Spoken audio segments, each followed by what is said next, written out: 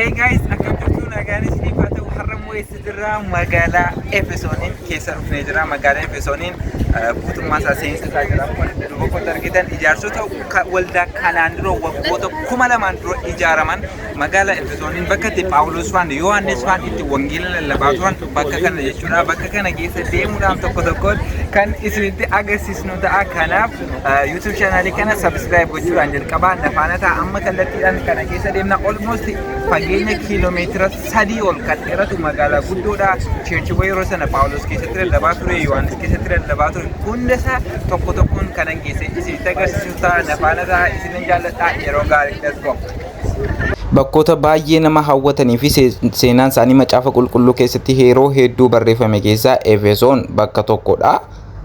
Okay, so guys, bakki nama jiru kuni Phaawulos yeroo jalqabaatiif gara Efesooniin gaafa dhufee bakka inni itti namoota itti barsiise jechuudha. Fakkeenyaaf Efesooniin gaafa jalqaba dhufee seene wanti jalqaba inni godhe maalidha? Mana kireeffachuudha yookaan bakka itti amantoota haaraa barsiisuu fi jaratti leenjisuu bakka kireeffachuu ture. So guddaa dubbakoo kanatti bakki isin argitan kun yeroo jalqabaatiif bakka inni itti kireeffatee fi bakka inni itti namoota sana maal gochaa turedha? Barsiisaa turedha jechuudha. So bakki kun yeroo jalqabaatiif Phaawul magaalaa Efesooniin gaafa seene bakka inni itti kireeffatee fi bakka inni itti keessatti amantoota haaraa barsiisaa turedha jechuudha. Isinitti agarsiisa. Let's go. Phaawulos magaalaa Efesooniin keessaa bakka kanattidha jechuudha kan inni itti wangeela lallabaa ture. Bakka kana jechuudha dudduuba kanatti kan argitan bifa istaadiyeemiitiin kan ture jechuudha. Darajaa kanarra taa'uudhaan kan barataa ture yeroo ta'u jala kanatti kan argitan immoo bakka barsiisaan luboonni Phaawulos kanneen kan biroo bakka isaan dhaabbatanii barsiisaa turanii wajjin bakka isaan dhaabbatanii barsiisaa turan sana yeroo ammaa kana tuuristoota hedduutu bakka kanatti argama taa'ee kan dhufee bakka kana kan ilaalaa jiru jechuudha. Naa jala kanatti kan argitan akkasuma bakka cuuphaallee ta'ee tajaajilaa ture. So Phaawulos barattoota isaanii haaraa addana keessattidha kan isaan cuuphaa turanii jechuudha. Achi ilmi keessan addana taa'uudhaan iddoo kana ta'anii Phaawulos yeroo iddoo kana dhaabbatee lallabu Yohaannis faan gaafa isaan bakka kana dhaabbatanii lallaban qaamaan akka kanatti addana ta'anii irraa dhaggeeffachuu maal fakkaata isa jedhu iddoo kanatti hirkadhee madaabbadhe itti yaadi achi baay'ee natti tole bakka achi waamati miira ta'e wayisee keessatti uumaa bakka kana gaafa ilaaltu seenaan isaanii macaafa qulqulluu keessatti bakka barraa'e wantoota akkasii gaafa ilaaltu baay'ee namatti tola.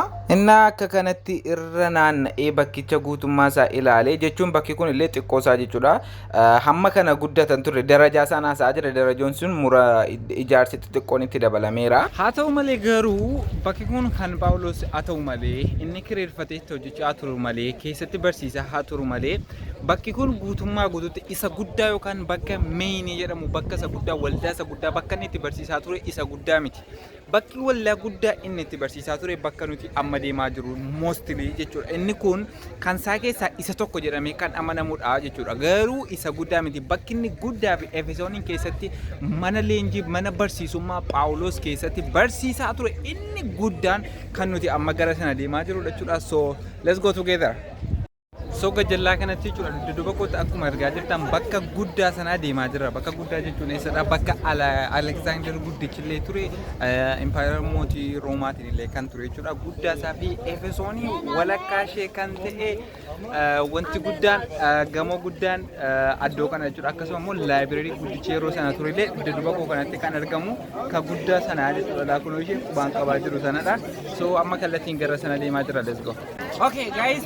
Bakki ani amma itti argamu kun laayibireerii guddicha addunyaa keessaa sadaffaa irratti argama. Akka addunyaatti laayibireerii guddaa sadarkaa sadaffaa qabu jechuun laayibireerii kana yoo ta'u bara 193tti kan ijaarame jaarraawwan hedduu dura jechuudha. Kan ijaarame akka addunyaatti laayibireerii guddicha kan ijaarame yeroo sana bara nama ture yookaan mootii sana turee fi naannoon kun mootii Aleksaandar guddicha isaan lammaffaati jechuudha. So laayibireeriin kan ijaarame fi isaanidha jechuudha. Kanaaf laayibireerii seena qabeessa akka addunyaa fi sadaffaa akka kanadha jechuudha. Efesooniin keessatti kan argamu akkuma kana kan amma ilaalaa oolu dudduuba keenya irra kan ture bakka itti Phaawulos barsiisaa ture bakka itti Yohaannis barsiisaa ture iddooma kanadha jechuudha. Akkuma kana immoo laayibireerii guddicha addunyaa sadaffaan asuma magaalaa Efesooniin keessatti isiniif argama jechuudha. YouTube kana immoo subscribe gochuun dagatinaa keessa seennee waliin ilaalla. Let's go.